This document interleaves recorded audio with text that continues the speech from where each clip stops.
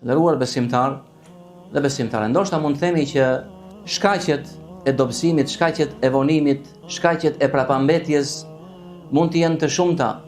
Elementet e kësaj çështje mund të jenë të shumtë, por mund të themi që ato i kthehen një shkaku të madh. Pra përveç rendjes pas dynjas, dashurisë së dynjas, të ardhur në hadithin e mëparshëm, mund të themi që ato përmlidhen në një shkak të vetëm, në një shkak madhor. Dhe ky shkak madhor është padituria apo ignoranca.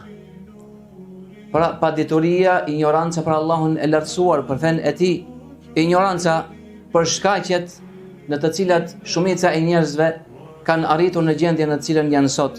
Kështu që duke qenë realiteti i tillë, atëherë dituria e pastër fetare është e pakët e njerëzit dhe padituria, mosnjohja e fesë është përhapur shumë.